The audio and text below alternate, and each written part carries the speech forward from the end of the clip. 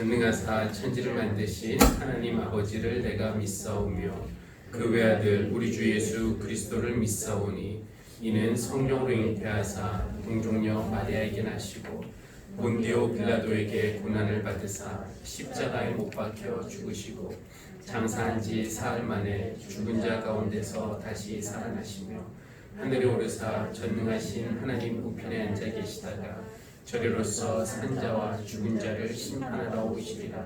성령을 믿사오며 거룩한 공회와 성도와 서로 교통하는 것과 죄를 사하여 주시는 것과 몸이 다시 사는 것과 영원히 사는 것을 믿사옵나이다. 아멘.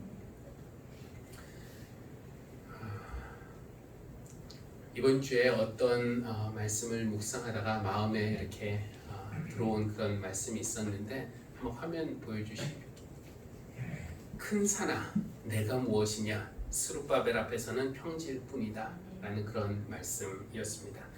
설명을 잠깐 드리면은 포로 생활, 바벨론에서 포로 생활을 하고 귀환한 이스라엘 백성이 여러 가지 어려움을 겪고 있었습니다. 바깥으로는 적군들과 맞서 싸워야 했고 또 안으로는 성전을 세우고 성벽을 쌓고 하는 일을 해야 됐는데 여러 가지 여건들이 너무 절망적이었을 때 하나님이 지도자였던 스룹바벨을 찾아오셔서 이렇게 무슨 말씀을 하시냐면은 힘으로도 되지 않는다.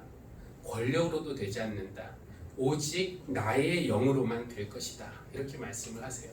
그렇게 힘을 주시니까 스룹바벨이 힘을 얻어서 바로 다음 절에서 스가랴 4장 7절에서 하는 그 말이 큰 산아 네가 무엇이냐 스룹바벨 앞에서는 평지일 뿐이다 라는 그런 말씀입니다. 여러분 혹시 인생에 큰 산을 마주쳐서 절망하고 계시거나 탄식하고 계십니까?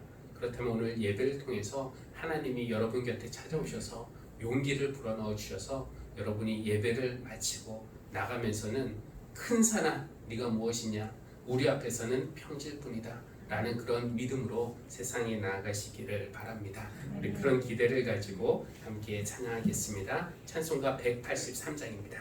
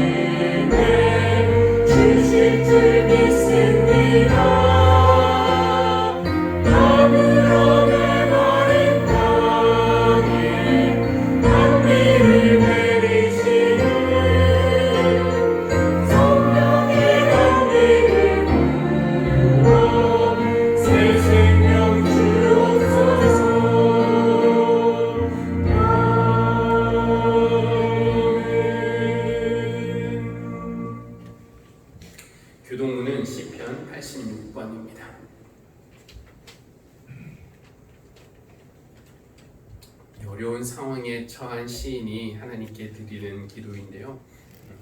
혹시 어려움 중에 처한 분들이 계시면은 시인의 기도와 함께 기도하는 마음으로 오늘 시편을 교독하도록 하겠습니다. 주님, 나에게 귀를 기울이시고 응답하여 주십시오. 나는 가난하고 궁핍한 사람입니다. 그러나 나는 신실하오니 나의 생명을 지켜주십시오. 주님은 나의 하나님이시니 주님을 신뢰하는 주님의 종을 구원하여 주십시오. 내가 온종일 주님께 부르짖습니다. 주님, 나에게 은혜를 베풀어 주십시오. 주님, 내가 진심으로 주님을 물어봅니다. 주님의 종의 마음을 기쁨으로 가득 채워주십시오. 주님은 선하시며 기꺼이 용서하시는 분, 누구든지 주님께 부르짖는 사람에게는 사랑을 한없이 베푸시는 분이십니다.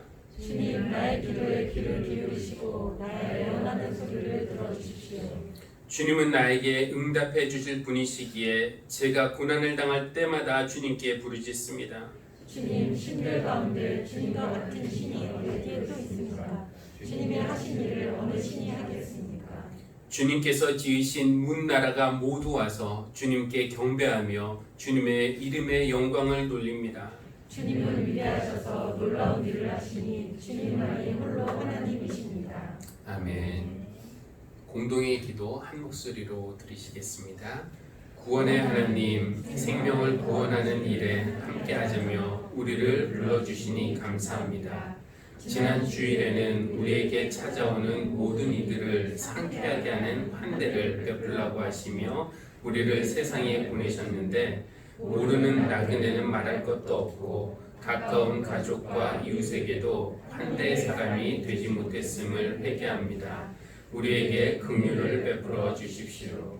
우리의 피난처이신 하나님, 삶의 어려운 고비마다 우리 곁에 계시며 힘이 되어 주시니 감사합니다. 예수님을 진실하게 따르다가 세상에서 조롱과 멸시를 받는다고 하더라도 주님과 함께 끝까지 그 생명의 길을 걸어가도록 우리를 붙들어 주십시오. 우리의 길이 되시는 예수님의 이름으로 기도합니다. 아멘. 이제 하나님의 말씀을 듣는 시간입니다. 예레미야서 제20장 7절부터 11절 말씀. 주님께서 나를 속이셨으므로 내가 주님께 속았습니다. 주님께서는 나보다 더 강하셔서 나를 이기셨으므로 내가 조롱거리가 되니 사람들이 날마다 나를 조롱합니다. 내가 입을 열어 말을 할 때마다 폭력을 고발하고 파멸을 외치니 주님의 말씀 때문에 나는 날마다 치욕과 모욕거리가 됩니다. 이제는 주님의 이름을 말하지 않겠다. 다시는 주님의 이름을 외치지 않겠다 하고 결심하여 보지만 그때마다 주님의 말씀이 나의 심장 속에서 불처럼 타올라 뼛속에까지 타들어가니 나는 견디다 못해 그만 항복하고 맙니다. 수많은 사람이 수군거리는 소리를 나는 들었습니다. 예레미야가 겁에 질려 있다. 너희는 그를 고발하여라. 우리도 그를 고발하겠다 합니다. 나와 친하던 사람들도 모두 내가 넘어지기만을 기다립니다. 혹시 그가 실수를 하기라도 하면 우리가 그를 덮치고 그에게 보복을 하자 합니다. 그러나 주님은 내 옆에 계시는 힘센 용사이십니다. 그러므로 나를 박해하는 사람들이 힘도 쓰지 못하고 쓰러질 것입니다. 이처럼 그들이 실패해서 그들은 영원히 잊지 못할 큰 수치를 당할 것입니다. 아멘. 아멘.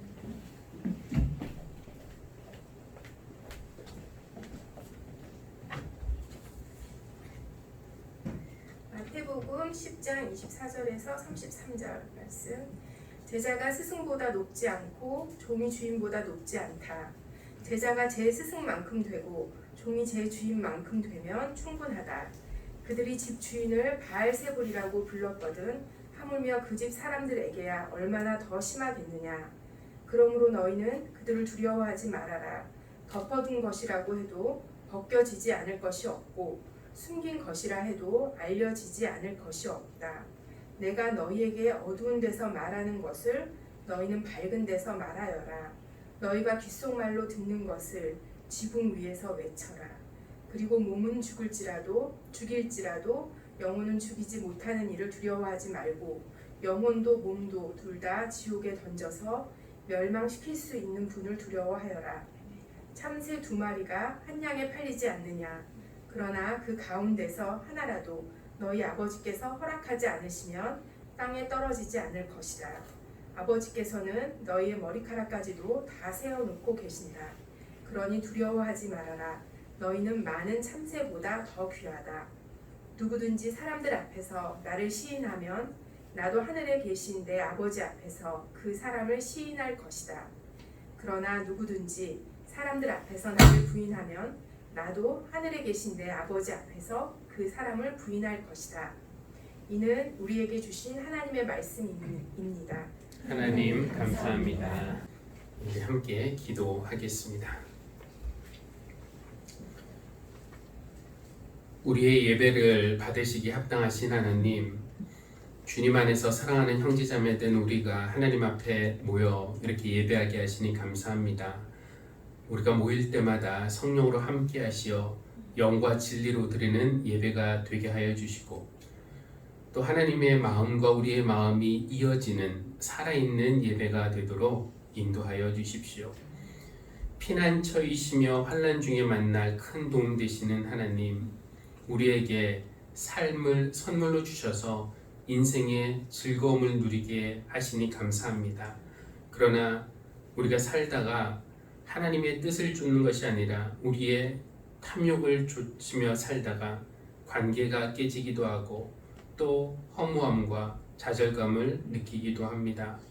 하나님의 뜻대로 살라고 부르심을 받았지만 여전히 죄의 영향력에서 자유롭지 못하여 세상과 믿음 사이를 왔다 갔다 하면서 살아가는 우리의 믿음 없음을 주님 용서하여 주십시오.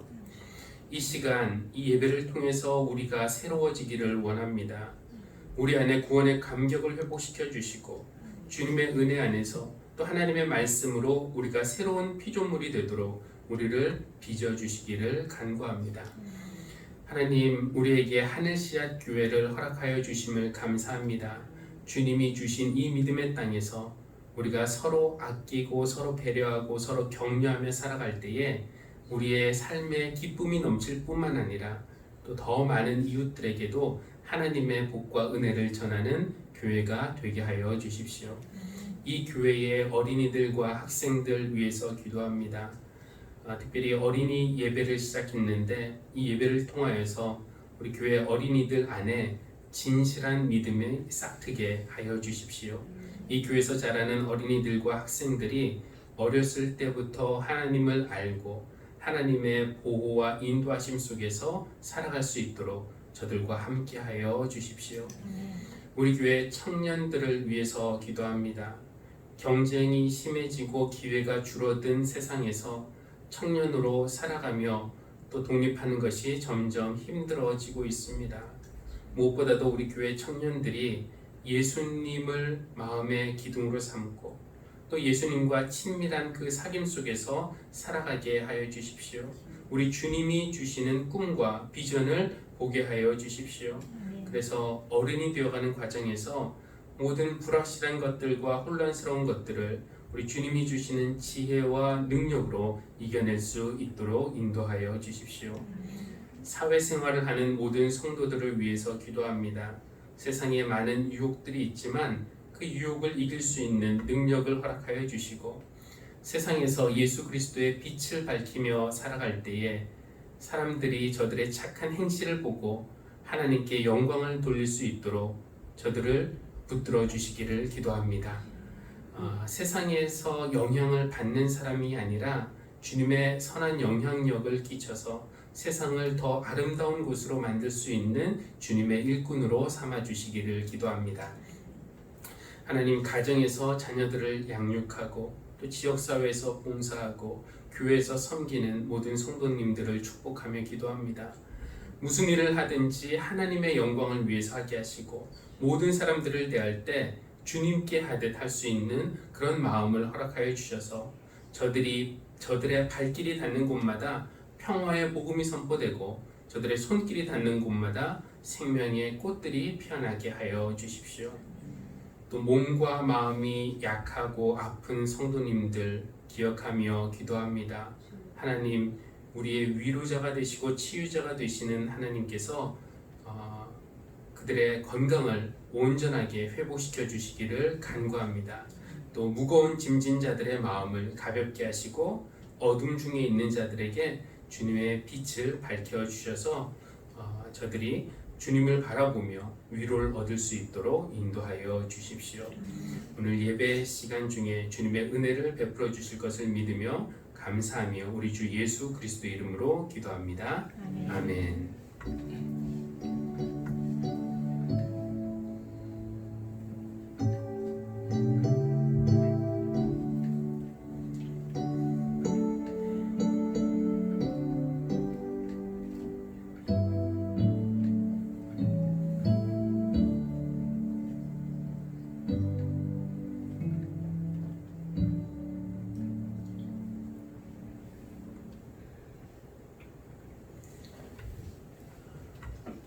교회에 다니면 사는 게 더 쉬워질 줄 알았어요 라고 말한 사람을 만난 적이 있습니다.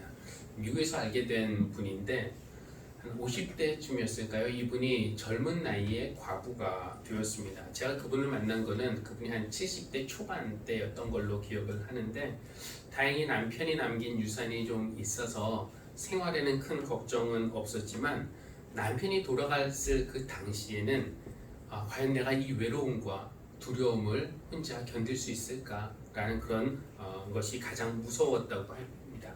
근데 그때까지만 해도 이분이 교회를 나가지는 않았는데 남편이 세상을 떠난 후 친구의 권유로 교회에 다니기 시작했다는 겁니다. 근데 이 친구가 교회에 한번 가보라고 권하면서 교회 다니면은 얻게 될 온갖 좋은 것들을 이렇게 이야기했는데 새로운 친구들을, 믿음의 친구들을 사귈 것이기 때문에 외롭지 않을 것이고 또 하나님이 세상이 줄 수 없는 그 마음의 평안을 주실 것이고 위로를 얻을 것이라고 이제 그 말을 듣고 이제 교회에 출석하게 되었습니다.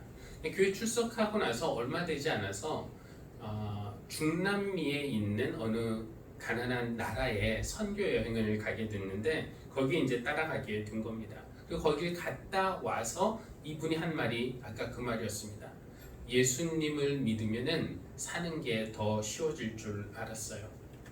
무슨 말이냐면은 예전에는 냉장고에 음식을 가득 채워놓고 언제든지 문을 열어서 먹고 싶은 것을 꺼내도 또 심지어 다 먹지 못하고 기한이 지난 그런 음식들을 쓰레기통에 버려도 예전에는 아무 죄책감이 없었는데 선교여행을 다녀온 후에 그 냉장고에 붙여둔 사진 속에서 먹지 못해서 바짝 마른 그 어린아이가 해맑은 눈으로 자기를 쳐다보고 있는 그 모습을 볼 때마다 이제는 미안해서 냉장고 문도 마음대로 못 열겠다는 것이었습니다. 교회 안 다녔으면 마음 좀 편했을 텐데 교회 나갔다가 예수님을 만났고 또 선교여행을 갔다가 그 중남미의 어느 나라에서 가난과 위험에 방치된 그 어린아이들을 만났습니다. 그들을 만나고 나서 그들을 사진을 보고 또 떠올릴 때마다 예수님이 마음에 부담을 주신다는 겁니다. 예수님을 안 만났다면 내가 편하게 살았을 텐데 평안 얻기 위해서 예수님 믿었다가 마음에 부담만 더 생겼다라고 말했는데 정말 불평하는 투로 말하는 것은 아니었습니다. 여러분은 어떻습니까? 예수님을 만난 후에 사는 것이 더 편해지셨습니까? 혹시 누군가가 교회 다니면 복을 받는다고 마음의 평화를 얻을 수 있다고 중부에 대한 두려움을 극복할 수 있다고 또 이 세상에서도 더 건강해지고 자녀들 복 받고 물질의 복을 받을 수 있다는 말에 혹해서 교회에 다니기 시작한 것은 아니신가요? 교회 다니는 것과 예수님을 만나는 것은 좀 별개의 문제라는 생각이 드는데 나의 삶에서 예수님이 나를 찾아와 주시고 나를 불러주셔서 내가 예수님 만나고 예수님과의 사귐 속에서 살아가는 것은 정말이지 이것은 경이로운 그런 경험이라고 할 수가 있습니다. 예수님을 만난 그 성경의 인물들이 많지만 저에게 가장 먼저 떠오르는 것은 요한복음에 기록된 베드로가 예수님을 만나는 그런 장면인데요. 그의 형제 안드레가 먼저 예수님을 만납니다. 그리고 형에게 가서 우리가 메시아를 만났소 이야기한 다음에 베드로를 예수님께 데리고 가죠. 근데 그 당시에 그의 이름은 시몬이었습니다. 그래서 안드레가 시몬을 데리고 예수님께 가자 예수님이 시몬을 보시면서 하시는 말씀 화면 한번 보여주시면은 이렇게 말씀하십니다. 너는 요한의 아들 시몬이구나. 앞으로는 너를 게바라고 부르겠다. 게바는 베드로 곧 바위라는 말이다. 이 말씀은 번역하기에 따라서 너는 요한의 아들 시몬이구나. 앞으로 너는 게바가 되어야 할 것이다. 이렇게 번역할 수도 있다고 합니다. 예수님은 지금 시몬에 있는 모습을 그대로 받아주시면서도 동시에 그 사람 안에 있는 앞으로 그가 되어야 할 반석을 보셨고 그것을 불러주셨습니다. 너는 게바구나. 너는 게바가 되어야 할 것이다. 그냥 그 사람 안에 있는 잠재력, 가능성을 보신 것이고 그것을 부르시고 끄집어내셨기 때문에 시몬은 나중에 예수님을 보셨던 그 반석이 될 수가 있었던 것입니다. 베드로 자신의 눈에도 또 우리가 보기에도 그는 그저 갈릴리의 평범한 어부였습니다. 아무도 그 사람 안에 있는 그 가능성을 보완하지 못했다면 베드로는 평생 어부로 그렇게 살았을 것입니다. 우리에게 잘 알려진 시 중에 김춘수 시인의 꽃이라는 그 시를 여러분도 잘 알고 계실 텐데요. 이렇게 표현하고 있어요. 내가 그의 이름을 불러주기 전에는 그는 다만 하나의 몸짓에 지나지 않았다. 그러나 내가 그의 이름을 불러주었을 때 그는 나에게로 와서 꽃이 되었다. 베드로가 만약에 이 시를 지금 읽는다면은 주님이 자기를 불러주실 때를 기억하면서 이건 딱 주님이 나를 불러주실 때를 표현한 것이구나 이렇게 읽으면서 감탄할 것 같아요. 이렇게 예수님이 나를 봐주시고 또 나를 불러주신다는 것은 영광스럽고도 감격스러운 일입니다. 그런데 예수님이 그냥 심심해서 우리를 찾아와 주시고 우리를 불러주시는 것이 아니죠. 같이 하시고 싶은 일이 있기 때문에 우리를 부르시는 것입니다. 그 일은 하나님의 나라를 이루는 일, 그쵸? 생명을 구원하는 일이라고 할 수가 있는데 우리를 찾아오셔서 우리를 부르시면서 그 일 나와 함께 하지 않겠니? 라고 초대를 하시는 겁니다. 그때 우리는 정말 많은 사람들 중에서 나를 봐주시고 나를 선택해 주시고 내 안에 있는 가능성을 호명해 주시면은 우리는 감격에 겨워서 네 주님 제가 여기 있습니다. 제가 주님과 함께 일하겠습니다. 라고 반응할 수도 있지만 여러분 너무 서두르지는 마십시오. 오늘 마태복음에서 예수님이 하신 말씀은 예수님을 따른다는 것이 얼마나 위험한 일인가를 우리에게 알려줍니다. 이 1세기의 베드로와 다른 어부들은 그 식민지 땅에서 사는 것이 너무 고달파서 이놈의 세상 좀 뒤집어져라 라는 그런 마음으로 잘 모르고 예수님을 따라갔다고 말할 수 있습니다. 예수님을 따르기 전에 앞으로 이 길을 가게 되면 어떤 위험이 있을지 어떤 어려움이 있을지 사전 설명을 충분히 듣지 못한 채 예수님을 따라간 겁니다. 제대로 들을 기회가 없었어요.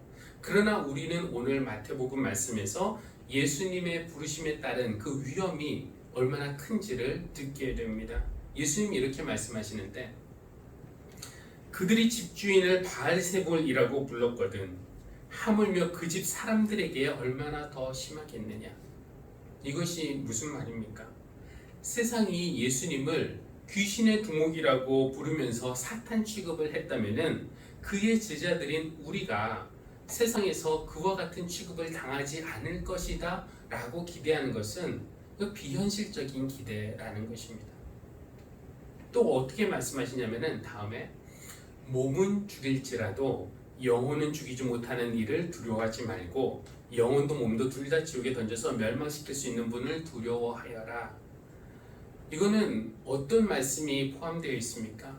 1세기 기독교인들에게 있어서 예수님을 믿고 따른다는 것은 자기를 죽일 수 있는 사람들을 만난다는 그런 뜻이죠. 몸이 죽을 수도 있는 그런 위험이 있다라는 뜻입니다.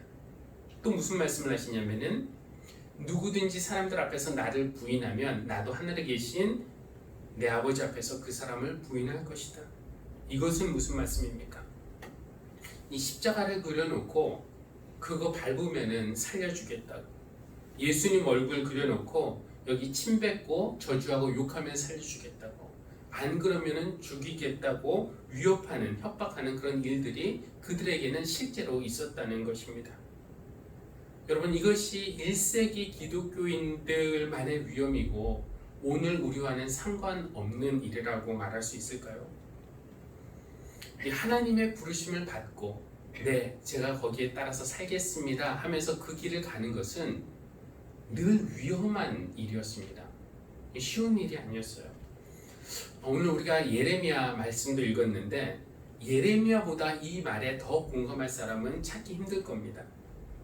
부름받아 사는 삶이 얼마나 괴롭고 힘들었으면은 예레미야는 오늘 우리가 읽진 않았지만 그 다음 절에 보면은 자기가 태어난 날을 저주합니다. 그러면서 차라리 여기 나와 있진 않은데 내가 어머니 태 속에서 죽어서 어머니의 태가 나의 영원한 무덤이었다면 더 좋았을 텐데 라는 그런 차마 예언자로서 입에 담기 어려운 그런 말을 하기도 했습니다. 예레미야가 젊었을 때 아니면 어렸을 때 하나님이 그에게 찾아오셔서 말씀을 하십니다. 바로 저 말씀인데요. 내가 너를 모태에서 짓기도 전에 너를 선택하고 내가 태어나기도 전에 너를 거룩하게 구별해서 뭇 민족에게 보낼 예언자로 세웠다. 하나님이 그를 향해서 계획을 가지고 계신다는 것을 알려주십니다. 이것을 감격하며 영광스럽게 받아들여야 할까요? 예레미야는 자신은 너무도 어리고 자기 말할 줄 모른다면서 하나님의 부르심을 사양하려고 했습니다. 그러나 하나님은 거기서 멈추지 않으셨어요.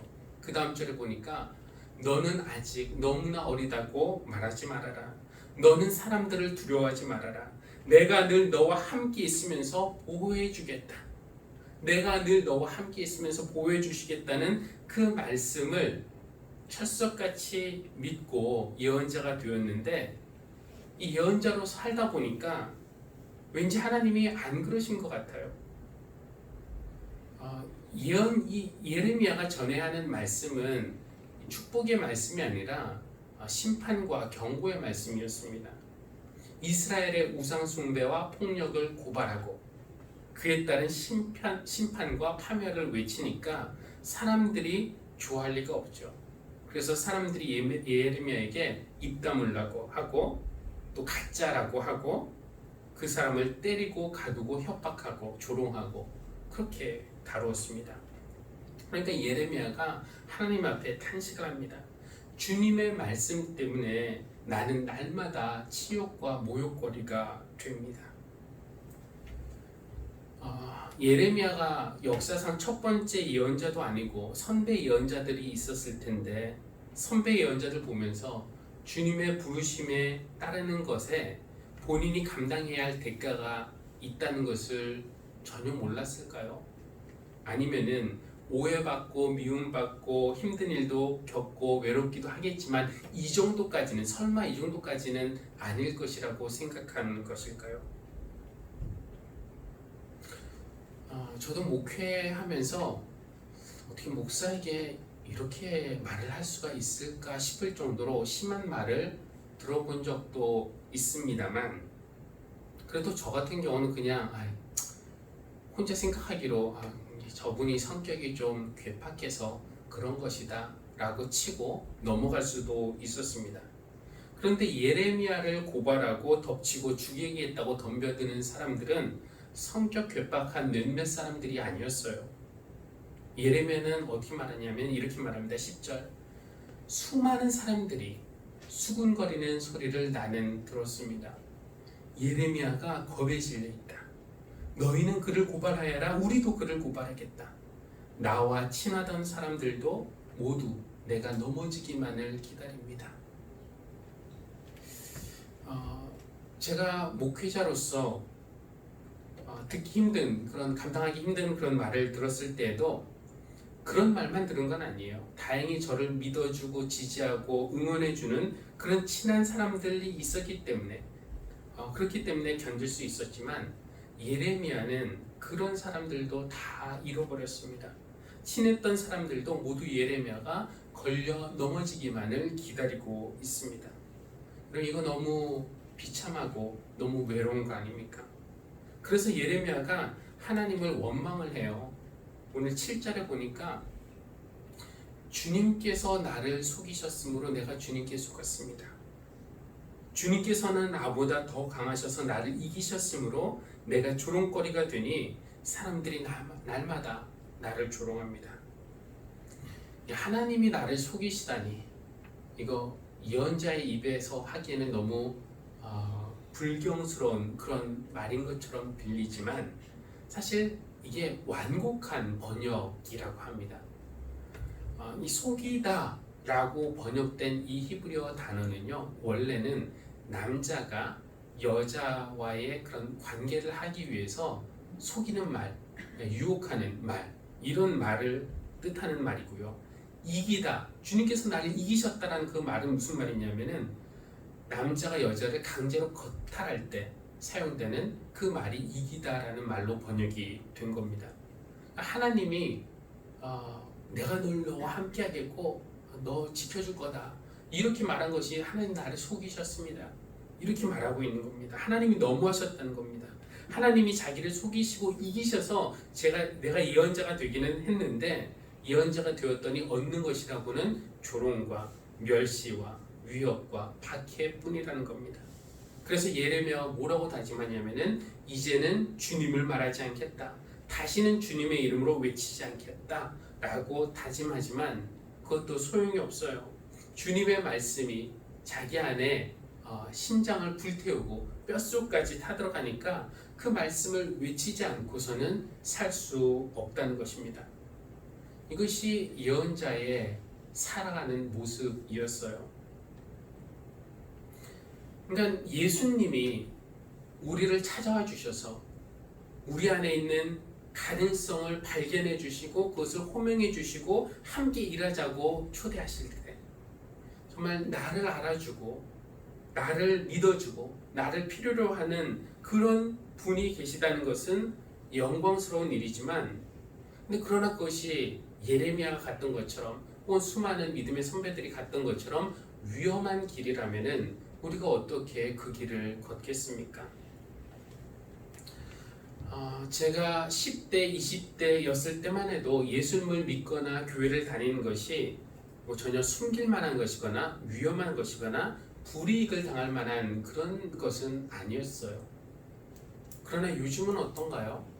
글쎄, 저는 세상 사람들과의 접촉이 많지 않기 때문에 여러분이 느끼시는 것과는 또 다르게 느낄 수도 있을 텐데 여러분의 직장에서 실제로 느끼는 분위기는 어떻습니까?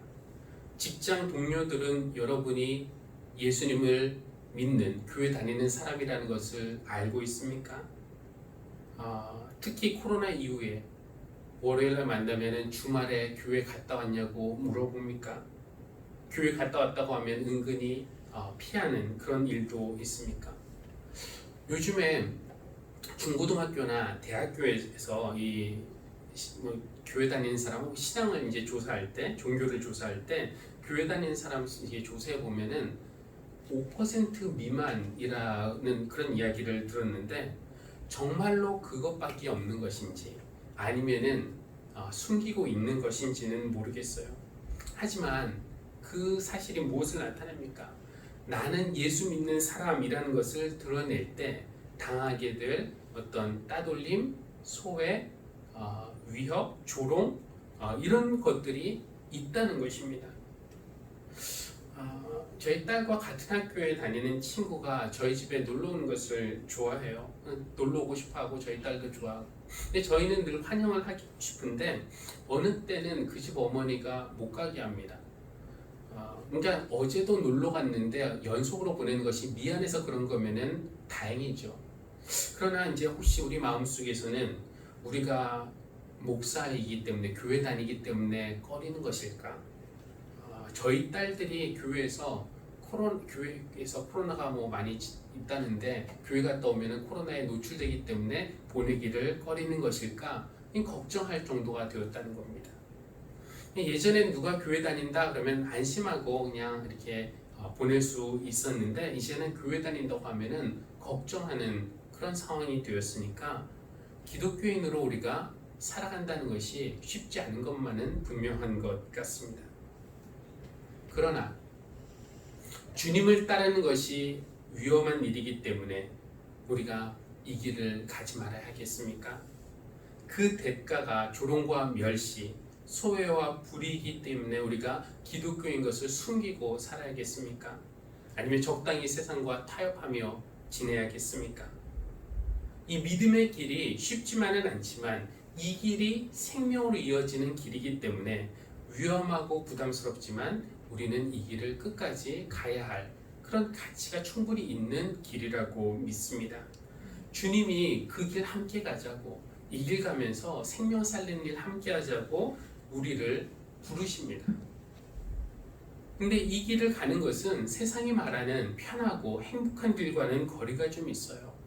그러나 세상에서 느낄 수 없는, 세상에서 경험하거나 세상이 줄 수 없는 참 기쁨과 만족과 생명이 있는 길이라고 믿습니다. 세상이 예수님을 미워하고 조롱했다면 예수님을 따르는 우리라고 더 나은 대접을 받겠습니까? 그러나 두려워하지 말라는 겁니다. 왜냐? 하나님은 우리의 몸과 우리의 영혼을 주관하시는 분이시라는 것이죠. 그분은 우리의 머리카락의 개수까지 세워놓고 계시는 분, 우리의 작은 신음에도 응답하시는 분이시라는 것입니다. 이 예레미야도 내가 하나님에게 속았습니다 이렇게 하고 그냥 끝나지는 않았어요. 사람들의 조롱을 받고 멸시와 박해를 받는 그런 깊은 어둠 속에 있었지만 그래도 11절 한번 보시면은 이렇게 말합니다. 그러나 주님은 내 옆에 계시는 힘센 용사이십니다. 그러므로 나를 박해하는 사람들이 힘도 쓰지 못하고 쓰러질 것입니다. 그렇습니다. 우리가 살다 보면은 예수님 따르기 때문에 늘 위협과 위험이 가까이 있는 것 같고 하나님은 멀리 계신 것처럼 느껴질 수 있지만 힘센 용사이신 하나님이 바로 내 옆에 우리 곁에 계시면서 우리를 지켜주시고 우리에게 힘을 불어넣어 주시는 하나님이시라는 것입니다. 교우 여러분, 주님의 부르심을 받고 주님의 일을 함께 한다는 것은 조롱과 멸시, 위험을 받을 수 있는 그런 일입니다. 그럼에도 불구하고 저는 주님이 여러분을 찾아오셔서 여러분 안에 있는 가능성을 호명해 주시고 여러분을 같이 그 일에 하자고 초대해 주시기를 바랍니다. 그 앞길에 위험이 놓여 있다고 하더라도 여러분 두려워하지 마십시오. 힘센 용사이신 하나님이 우리 곁에 계십니다. 그분은 우리의 몸과 영혼을 주관하시는 분, 우리의 머리카락까지 세고 계시는 분, 우리의 작은 가장 필요까지 아시고 채워주시는 분이십니다. 그런 하나님을 여러분 전적으로 의지하십시오. 여러분 안에 계신 예수님을 숨기지 마시고 당당하게 세상에 드러내십시오. 그러면은 주님도 하나님 앞에서 여러분을 인정해 주시고 또 영원한 생명으로 영접해 주실 줄을 믿습니다.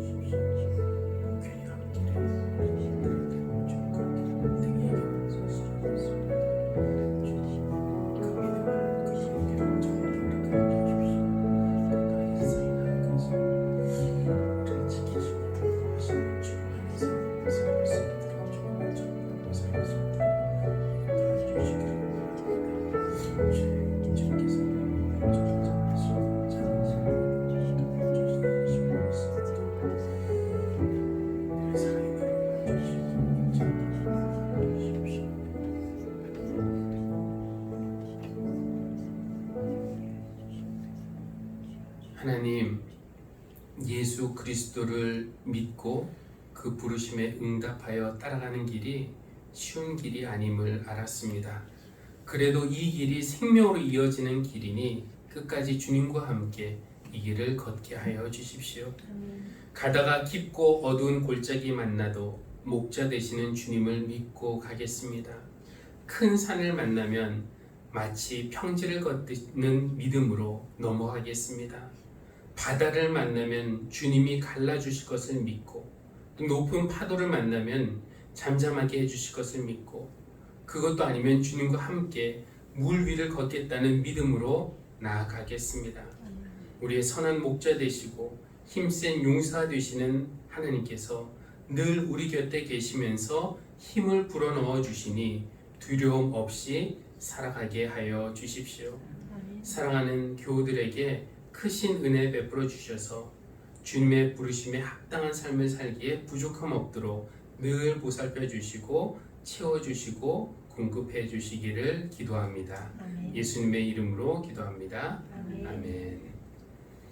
우리 찬송가 323장 부름받아 나선 이 몸 찬양할 텐데 때로는 우리가 이렇게 할 수 있어서 부른다기보다는 이렇게 할 수 있도록 마음을 달라고 용기를 달라고 그런 마음으로 부르도록 하겠습니다. 찬송가 323장입니다.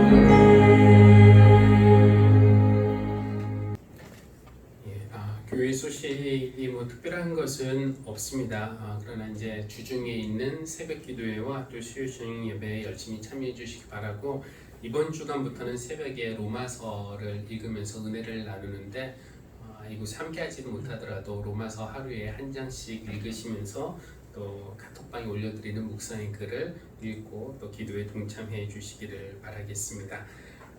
그리고 다음 주 예배 위원도 여러분 참조해 주셔서 준비해 주시고 우리 선교하는 곳이 있는데 여러분들께서 선교에도 열심히 동참해 주셔서 저희가 조금씩 늘려갈 그런 계획이 있습니다. 그래서 우리도 더 많은 곳에 선교할 수 있도록 여러분 기도해 주시기를 바라겠습니다.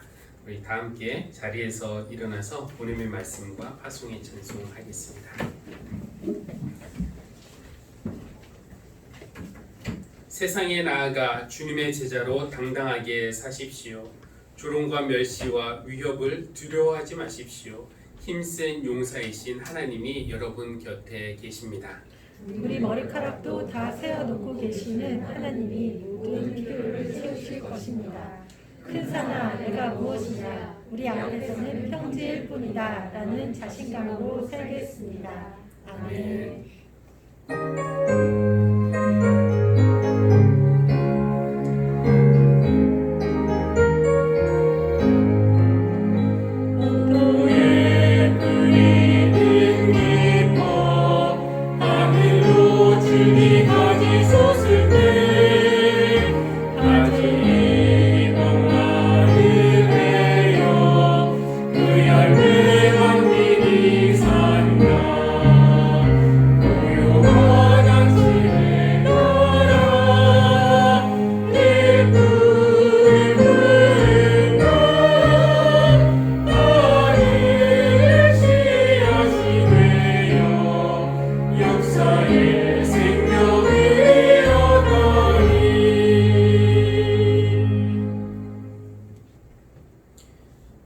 이제는 우리를 찾아오셔서 우리 안에 있는 가능성을 보시며 우리를 불러주시는 우리 주 예수 그리스도의 은혜와 불러주신 길, 그 길이 위험하고 외로워도 일어나 끝까지 걸을 수 있도록 우리를 일으켜 주시고 손 붙들어 주시는 하나님의 사랑하심과 태산을 넘을 때도 찬양하며 가도록 우리 영에 힘을 불어넣어 주시는 성령님의 교통하심이 사랑하는 모든 교우들 위해 지금부터 영원까지 늘 함께 하시기를 간절히 축원합니다.